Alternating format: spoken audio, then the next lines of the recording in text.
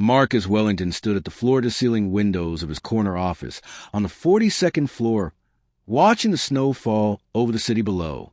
At 58 years old, he had built an empire that most men only dream of, but tonight on Christmas Eve his success fell hollow.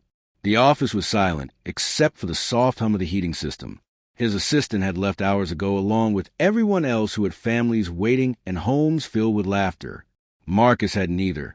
He returned to his mahogany desk and noticed the envelope that had arrived that morning, plain white with his name written in careful childish handwriting. He had assumed it was some marketing gimmick and tossed it aside, but now with nothing else demanding his attention, he opened it. Inside was a hand-drawn card. Crayon flowers bordered the edges, and in the center were the words, "Please come to our Christmas party tonight at 6 o'clock. An address was written at the bottom in adult handwriting, along with a simple note. "You don't have to be alone anymore." Marcus felt something stir in his chest, a memory perhaps of a time when Christmas meant something more than just another day. He checked his watch. 5:45. The address was only 15 minutes away in a modest neighborhood he would never normally visit. For reasons he couldn't explain, Marcus found himself grabbing his coat. The building was older with warm lights glowing from several windows. Children's decorations dotted the hallways, and the smell of pine and cinnamon filled the air. Marcus found apartment 3B and raised his hand to knock, but hesitated. What was he doing here? Before he could turn away, the door opened. A woman stood before him, holding the hand of a small girl with blonde pigtails. The woman was in her early 30s with kind eyes that showed both surprise and something else Marcus couldn't quite name. Relief, perhaps. "I didn't think you would come," she said softly. The little girl looked up at him with wide, curious eyes, clutching a worn teddy bear. Marcus cleared his throat, suddenly feeling foolish in his expensive suit. "I received an invitation," he said, holding up the card. "I'm sorry I don't usually attend events without knowing who." "I'm Sarah," the woman said gently, "and this is Emma." Emma drew the card herself. "We weren't sure you'd remember us." Marcus studied their faces, searching his memory. Sarah's expression shifted from hope to understanding. "You don't remember," she said, without accusation. "It was 5 years ago. Your company had a charity event at the children's hospital. Emma was very sick, and you spent almost an hour sitting with her reading stories. You told her that Christmas was about hope." Marcus felt the memories surface slowly.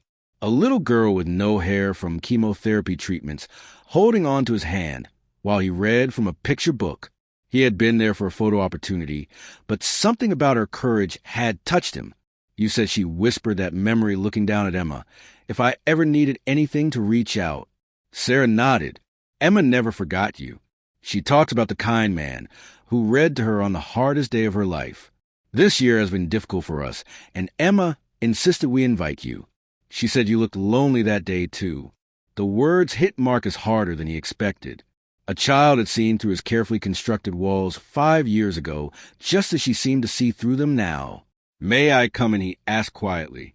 Sarah stepped aside and Marcus entered their small, warm apartment. It was nothing like his penthouse, but it felt more like home than anywhere he had been in years. A modest Christmas tree stood in the corner, decorated with handmade ornaments. The table was set for 3, with simple dishes and candles. Emma tugged on his sleeve and pointed to a chair. "You sit here," she announced with the confidence only a child possesses. Marcus sat and watched as Sarah brought out a simple meal, roasted chicken with vegetables and fresh bread. They held hands to say grace, and Emma insisted Marcus hold hers. Her small fingers were warm and trusting in his palm. As they ate, Sarah told in her story. She had been a single mother when Emma got sick, and the medical bills had nearly destroyed them. They had survived, but just barely. She worked 2 jobs now to make ends meet, while Emma attended first grade. Emma chimed in with stories about school and her friends, speaking with the uninhibited joy that Marcus had forgotten existed. After dinner, Emma brought out a small wrap box. "I made this for you," she said shyly. Inside was a clay ornament painted gold with the word hope written across it in uneven letters. "For your tree," Emma explained, "so you remember." Marcus felt his throat tighten. "I don't have a tree," he admitted. Emma's eyes widened in horror. "Everyone needs a tree," she declared. Sarah laughed softly. "We can't solve that tonight, sweetheart." But Marcus found himself saying, "Perhaps you could help me pick one out tomorrow if your mother agrees." Emma's face lit up brighter than any Christmas light. Sarah looked at him with those kind, knowing eyes. "You don't have to," she said. "I want to," Marcus replied, and realized he meant it. They spent the rest of the evening talking. Sarah spoke of her dreams to finish her nursing degree. Emma showed Marcus her drawings and asked him questions about his life with the directness only children possess. "Why are you always alone?" she asked at one point. "Emma," Sarah said gently, but Marcus shook his head. "It's all right," he said. "I suppose I forgot how to be with people. I was so busy building my company that I didn't build anything else." "You can start now," Emma said simply. From the mouths of babes, Marcus thought. As the evening drew to a close, Emma climbed into his lap with her storybook. "Will you read to me like before?" she asked. Marcus took the book and began to read, his voice rough with emotion. When Emma fell asleep against his shoulders, Sarah smiled. "She's been so excited all week," she said. "She was afraid you wouldn't come." "Why did you really invite me?" Marcus asked. Sarah was quiet for a moment. "Because Emma remembered your kindness when we needed it most," she said, "and because I saw your picture in the newspaper last month at some gala. You look so alone, surrounded by all those people. I thought maybe you needed to remember too." "Remember what?" "That connection matters more than success. That love is what makes us rich." Marcus looked down at the sleeping child in his arms. This little girl who had fought so hard for life, who saw the world with such hope and trust. "When did I lose this?" he whispered. "When did I forget what matters?" Sarah reached over and squeezed his hand. "You didn't lose it," she said softly. "You just misplaced it for a while." Marcus left that night with Emma's ornament clutched in his hand, and something had fundamentally shifted inside him. Over the following weeks, he began to change. He hired Sarah for a position in his company's human resources department with a salary that would let her finish school. He set up a scholarship fund in Emma's name for children facing serious illnesses. But more importantly, he started showing up, not just at board meetings and business dinners, but at places that mattered. He volunteered at the children's hospital reading to kids who needed hope. He had dinners with Sarah and Emma every week, learning to be part of family again. On Christmas Day, a year later, Marcus stood in his penthouse, no longer empty. Sarah and Emma were decorating his tree, the first real one he had owned in decades.